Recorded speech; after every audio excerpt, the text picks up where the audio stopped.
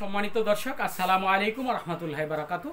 আপনারা হয়তো ইতিমধ্যে জেনেছেন যে সিলেট যে সীমান্ত রয়েছে সেই সীমান্ত দিয়ে ভারতীয় প্রায় হাজার হাজার হিন্দু উগ্রবাদী কিছু মানুষ ইতিমধ্যেই সিলেট সীমান্ত দিয়ে প্রবেশ করার চেষ্টা করছে।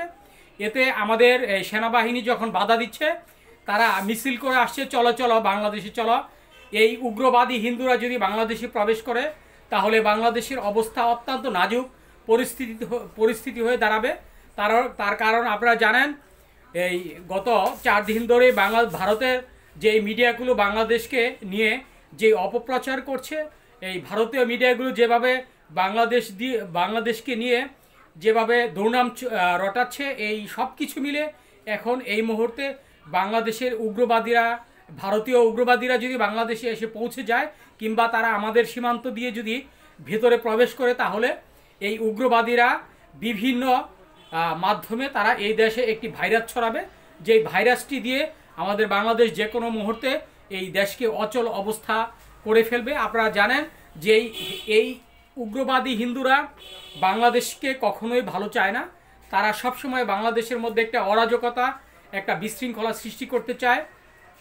এবং গত 5ই আগস্ট বাংলাদেশ আওয়ামী লীগের ক্ষমতাচ্যুত হওয়ার পরপরই তারা এই আওয়ামী লীগ সরকারকে যেভাবে ক্ষমতা আনার জন্য এই দেশে আবার পুনর্বাসন করার জন্য যে অপচেষ্টা চালাচ্ছে, এই দৃশ্যটাই হয়তো আমরা আজকে এই সীমান্তের বিষয়টা দেখতে পাচ্ছি।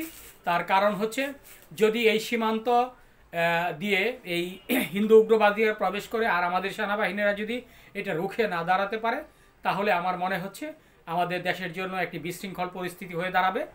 আমরা অনুরোধ করব, আপনারা যারা সিলেট সীমান্তের কাছাকাছি রয়েছেন, আপনারা সবাই এই বিষয়টা সুচারুভাবে পর্যবেক্ষণ করবেন এবং এই ভারতীয় গণমাধ্যম এবং ভারতীয় কোনো রকম এই উগ্রবাদী হিন্দুরা যাতে বাংলাদেশে প্রবেশ না করতে পারে, আপনারা এই বিষয়ে রুখে দাঁড়ান।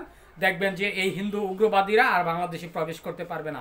এই প্রত্যাশায় আমরা করছি এবং আমরা অনুরোধ করছি যাতে এই ভারতীয় উগ্রবাদীরা এই মুহূর্তে আর এই বাংলাদেশে প্রবেশ না করতে পারে। আপনারা ইতিমধ্যেই হয়তো এই উগ্রবাদী সম্পর্কে জেনেছেন এবং ইস্কন ইস্যুতে তারা যেভাবে বাংলাদেশের প্রতিপক্ষ হয়ে দাঁড়িয়েছে, আসলে ইস্কনের বিপক্ষে আমরা নই।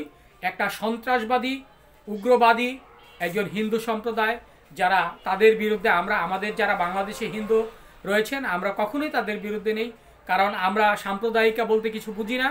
কারণ এই যারা ভারতীয় যারা আমাদের বাংলাদেশে যারা হিন্দু সম্প্রদায়ের লোক রয়েছেন, তারা আমাদের ভাই, তারা আমাদের বোন। আমরা কখনোই তাদেরকে ছেড়ে কিংবা কোনো প্রকার তাদের বিরুদ্ধে আমরা উস্কানিমূলক কথা বলি না এবং বলার কোনো চেষ্টা করি না। আমরা মনে করি যে ভারতীয় যারা হিন্দু আছেন, যারা বাংলাদেশি হিন্দু আছেন, সকলে আমাদের ভাই এবং বোন। আমরা কখনোই একমাত্র উগ্রবাদী ছাড়া আমরা কখনোই কাউকে তাদের বিরুদ্ধে আমরা কোনো কথা বলি না, উস্কানিমূলক কথা বলি না, এটাই আমরা বলতে চাই।